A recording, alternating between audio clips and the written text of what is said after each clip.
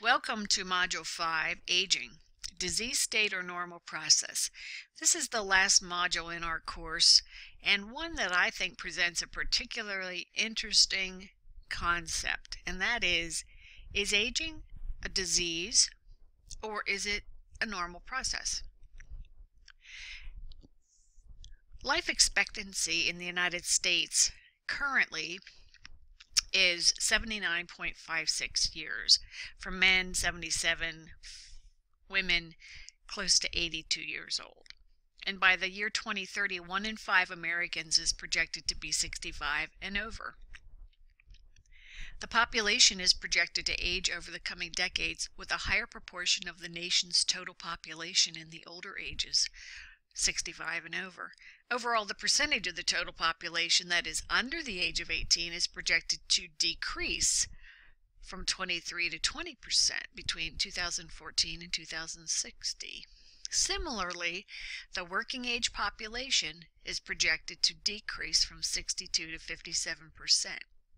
In contrast, the percentage of the population that is age 65 and over is expected to grow from 15% to 24%.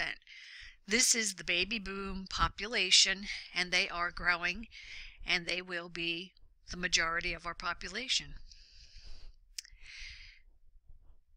Let's start at the beginning. As your body ages, you can expect gradual changes at your body's own pace. Each and every person is born with particular genes that determine how they will age. The factors that play into either the speed with which they age or whether they live long enough to age include exercise regularly, do they eat a healthy diet, do they have a low stress level, they drink plenty of water. Lifestyle choices have a more powerful influence on how we age.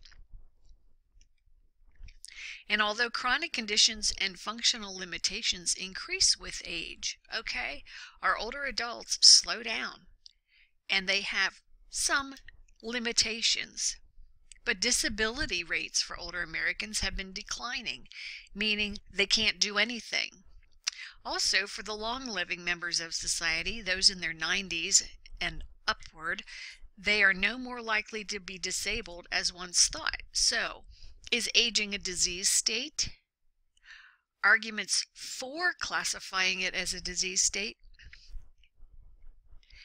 are in place so that funding would become available to assist in finding cures for the aging process. What do you think about that? Reasons against defining aging as a disease include that aging constitutes a natural and universal process, while diseases are seen as a deviation from the normal state. And that's how we look at human physiology. We have normal and we have deviations from normal, and we currently consider those illnesses or a disease. Stop. Let's think about this a minute. Bill is a 44-year-old man with hypertension, which is high blood pressure. That is a disease. Is it because he's aged? And we have a 75-year-old woman who develops cancer. Is it because she's aged?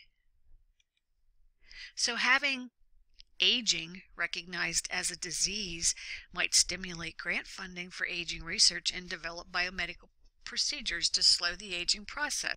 If you look in the pictures, you can see this gentleman is 111 and this young lady is 100 years old, and she's lighting her cigarette with her birthday candles. Aging changes and the impact on nutrition. We're going to wrap up this module with pulling it all together. Economics, dental care, maintaining special diets, sensory decline, cultural factors, impact on nutrition. Is aging a disease or a normal process? What are the nutritional needs of the older adult in order to maintain good health? What are the exercise requirements to maintain physical health and preserve mobility in the older adult? And finally, what lifestyle changes may be necessary for the older adult to make? In conclusion, there's something called the socioeconomic selective theory, which is the idea that while physical health tends to decline as we age, subjective well-being may be maintained or improved.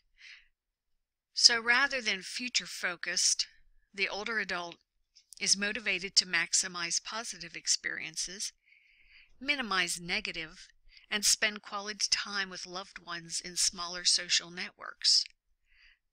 So there's something to think about. Now, your final assignment is going to be to answer the postings for Module 5 and to work on your paper. The project is about this very topic of aging versus disease process.